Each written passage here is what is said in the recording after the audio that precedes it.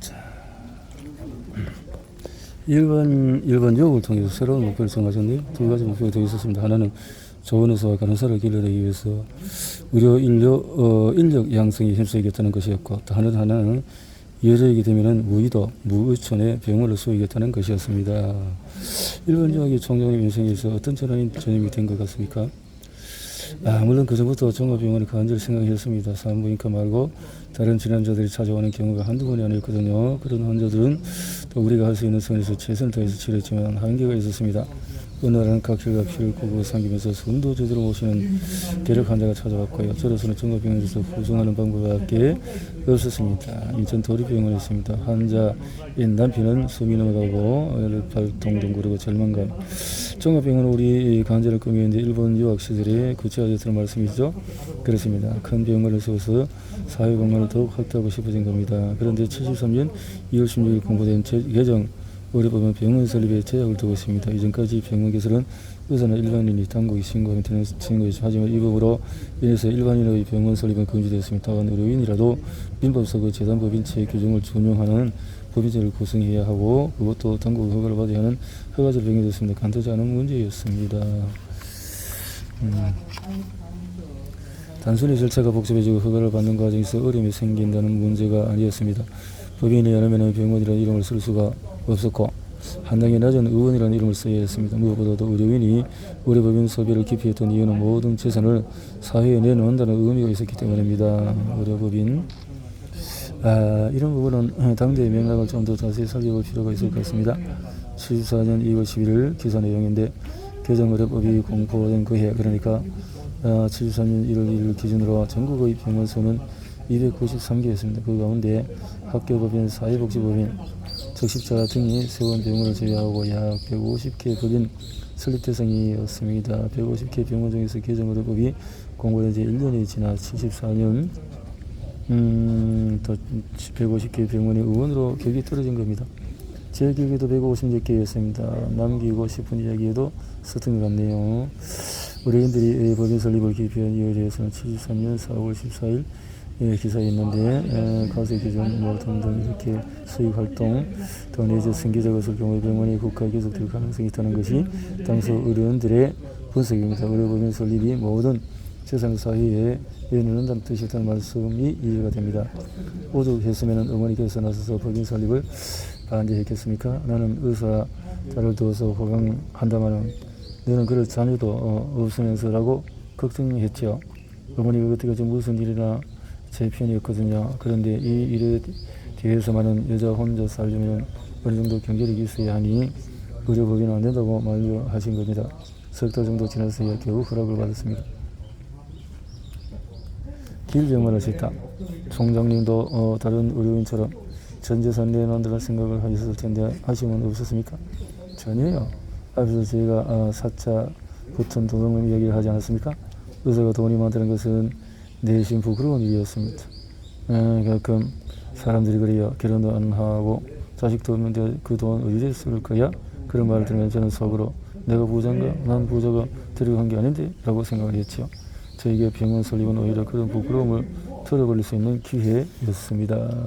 병원 설립, 개원 무렵의 길루병원, 70년 일본 유학을 통해서 종합병원 설립이라는 새로운 목표를 설정했다. 이런 것 같습니다. 지금은 의사가 돈이 많아도 부의 축적 과정만 증명하면 아무런 부끄러움을 느끼지 않습니다. 국민도 그런 의사를 아주 당연하게 받아들이고 선망의 대상으로 여깁니다. 하지만 총장님이 법인 설립을 결정한 것은 70년대 사정이 달랐습니다. 심지어 사차 붙은 도둑이라고 불렸던 직업군이기도 했지요. 그랬습니다. 실제로 문제가 있는 의사들이 꽤 있었습니다. 보증금을 받아야 환자를 이렇게. 그건 무슨 이야기입니까? 필름을 안 놓고 어떻게 엑스레이를 찍어요? 다른 사람의 엑스레이 사진을 보여주고 아무 그런 일도 있었나요? 몇 가지 사례가 됐는데야 거짓 소개하지 않겠습니다. 병원과 의사에 대한 인식이 이런 상황에서 인류 환자가 몰려들 수밖에 없을 것 같습니다. 물론 지금은 그런 생각은 아니죠. 개인 재산을 더 많이 모았다면 이런저런 손 내미는 곳에 더 보람있겠을 걸 하는 생각도 하긴 해요. 1970년대 초반이었을 것입니다. 영종도 어느 마을에 사는 분야 회장이 제 환자였어요. 그분 말로는 곧 영종도의 관광단지가 들어서고 인천에도 영종도까지 케이블카가 생기는 거예요. 그때 영종도 땅값이 평당 100원인지 1,000원인지 기억 안 나는데 아무튼 계산해 보니까 제가 영로 전체를 사고도 돈이 남겠더라고요. 반이라도 사뒀으면 누가 안 부러운 부동산 집을 줬을 겁니다. 그렇죠? 1981년 12월 일간지에 영종도 레저타운 광고가 실렸네요. 바다 위에 떠있는 환성 레저타운이라는 문구가 적혀 있습니다. 1980년 후반에 인천국제공항 건설이 논의되기 시작했고, 사실 좀 되겠습니다. 오늘 길병원과 같은 없었을 것 같습니다. 그럼요. 모든 게 법인 설립부터 시작됐는데 제 평생 가장 잘한 결정 중 하나로 생각합니다. 72년 6월 인천 길병원 건설에 참수하셨는데 이길류 산부인과 바로 옆인 인천시 중구 용동이었습니다. 산부인과 36평상이었는데 환자가 많을 때는 300평상까지 비서받지 않습니까? 꿈으로만 남은 병원선 1978년 법인 인천길 설빙가 나왔을 때 길병원이 되네요. 이런 길, 또 길병원이 마음에 들었습니다. 길이라고 개원 광고를 쳐주세요. 별표 다 나옵니다.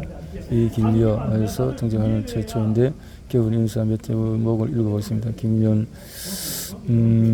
건승과 건창, 박예봉사 애국을 기념을 하여 지역사회 봉사코자는 제2병원을 각계경제 여러 서민님께서 제대로 편들하여 주시기 바랍니다. 새삼스러운 건 아니고 누차 말씀드렸던 것처럼 봉사는 의사로서 마음가짐이고 정신적인 모토였습니다. 개원 당시 가져오지 못한 장비나 시설들은 아쉬움은 없었습니까? 왜 없었겠습니까? 병원선을 포기한 것은 한동안 아쉬움으로 남았습니다. 의료 범위를 설립할 때 낙도 주민을 위한 병원선 배치를 정관의 명시까지 했거든요. 병원선을 구입할 자금은 충분했고요. 선정도 알아봤는데 월급이 1천만 원이라고 해서 깜짝 놀랐지만은 환자를 위해서 고용할 생각이었습니다. 1천만 원이요? 1970년 후반에 억대 연봉을 받았다는 뜻이 아닌가니까? 확실합니다. 그때 우리 병원 의사의 월급이 300만 원 정도에서 선정 월급과 비교가 되었거든요. 병원선의 선정은 선정이라고 부르지 않고 파일럿이라고 부른다는 것도 그때 알았습니다. 1978년 7월 4일 보도에 따르면 당시 종합병원 과장급 의사가 세후 130, 150만 원 받았다고 합니다. 의사 월급의 서너 배를 주고서라도 병원선을 운영하려고 하셨군요. 그랬는데 정부가 운영하는 병원선이 건물에 침몰해서 뉴스에 크게 났습니다. 해난 사고가 지금보다 훨씬 잦을 때잖아요.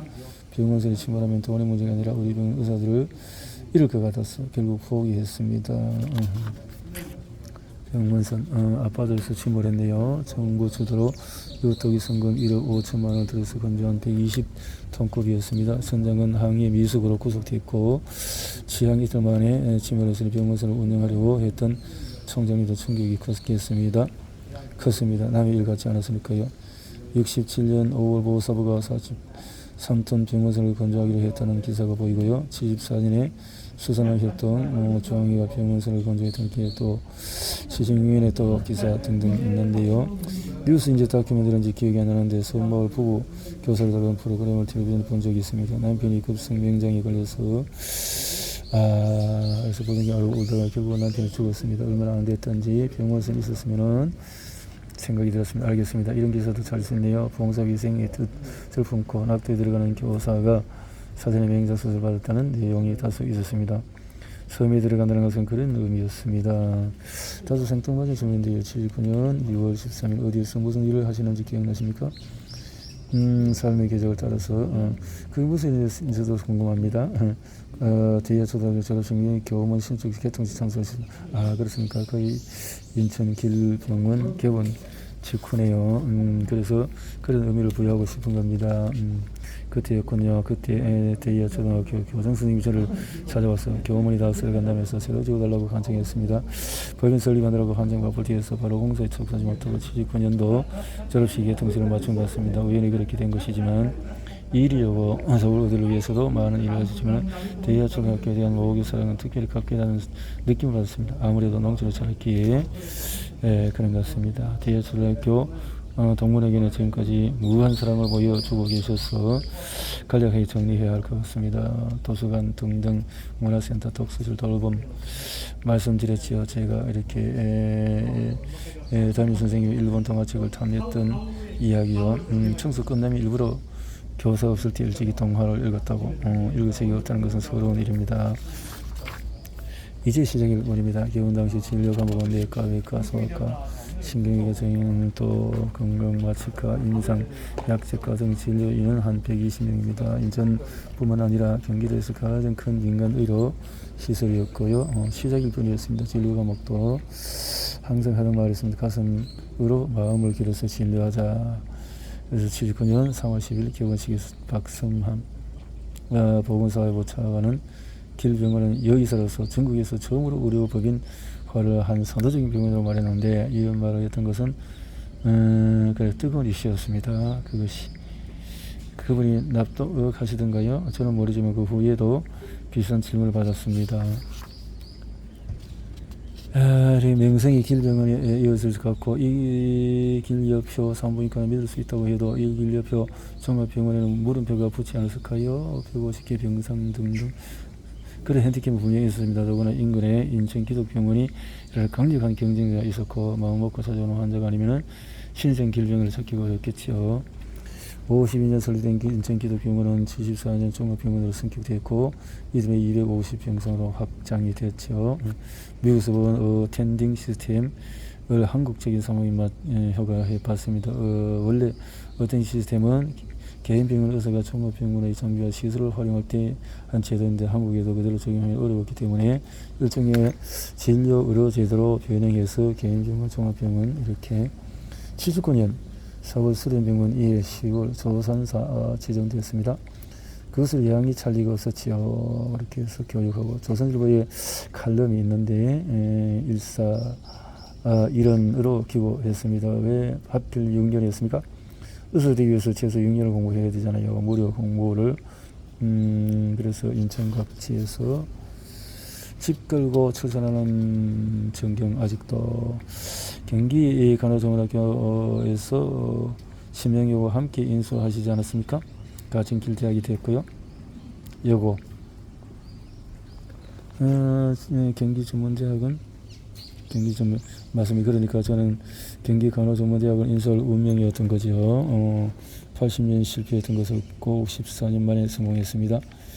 인수 대상자 조건이 인천에 법원인을 갖고 있는 사람, 인천에서 오래 사는 사람, 현금 잔고가 얼마 이상 있는 사람 같은 것이었습니다. 우리의 결격 사항이 없었고, 관계자를 찾아다니며 길병원이 인수해야 할 당위성을 설명했습니다. 그런데 거의 성실합동 단계에서 저희가 영국에 출장 갈 수밖에 없는 상황이 생긴 거예요. 영국은 무슨 일로요? 해외 금지됐던 시절이라서 초국에서 제가 어렸을 텐데요. 그러게 말이요. 그의 영국 버밍엄에서 세계 여자 의사회가 열렸고, 제가 한국 대표 단장을 맡게 됐거든요. 여사회. 인수해서 모든 걸었다고 했는데 영국에 가야 하나 말아야 고민이 많으셨겠네요. 단장이 제가 안 갈 수 없어서 가긴 가면서도 견우지 않은 기분이었습니다. 영국에 있으면서도 인수 상황이 궁금해서 앉아보지 못했는데, 그전에 국제전화도 쉽지 않은 시절이었잖아요. 교환을 거쳐야 했고, 사우스 코리아라고 설명을 해야 되고, 그런데 연락이 와서 그래서 아니나 다를까 다른 분에게 넘어가 버린 상태였습니다. 얼마나 속상했는지. 그 후에 1985년 정식으로 간호대학 설립 신청서를 당국에 낸 적이 있습니다. 그래서 실패했습니까?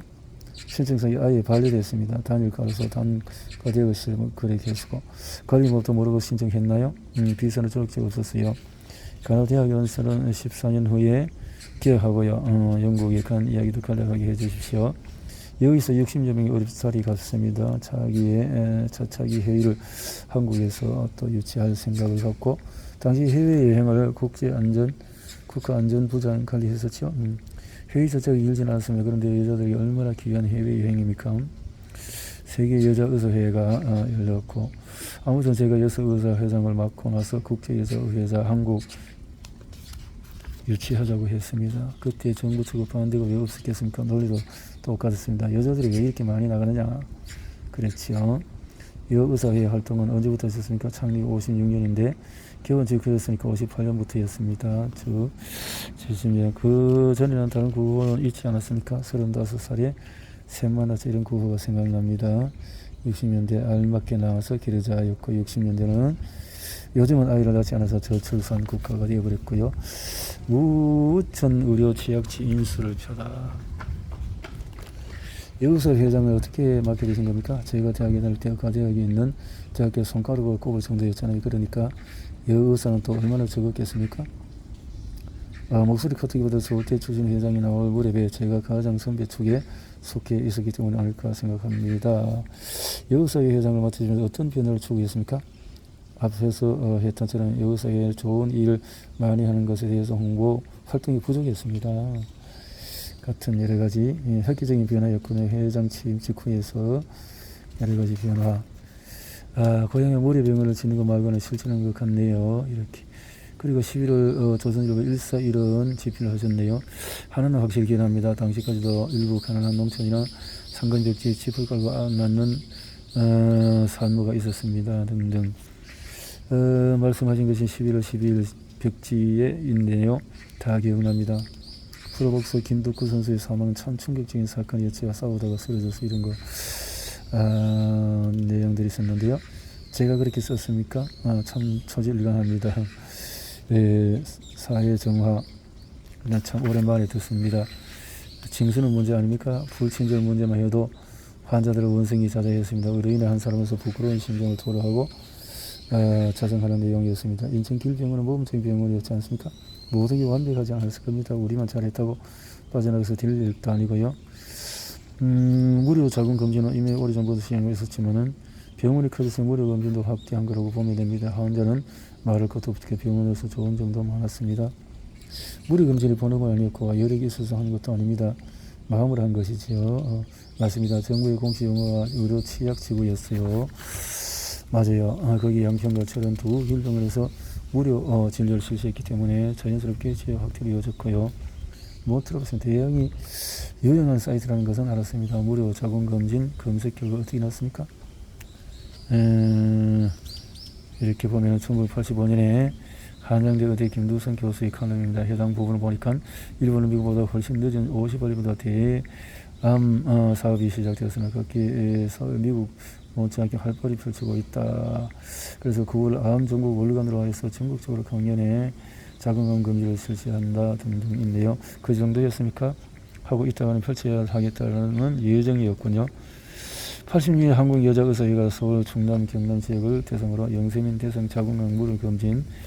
제가 82년 2년간 여의사회 회장을 맡았습니다. 자궁암 무료 검진은 여의사회의 역점 사업 가운데 하나였습니다. 80년 3월에는 서울시가 저소득 여성 5만 420 이렇게 했네요. 그러면 자궁하는 김에 한 가지 더 부족해요. 저는 60년부터 자궁암을 포함한 부인병 무료 검진을 하는 사람입니다. 무료 검진.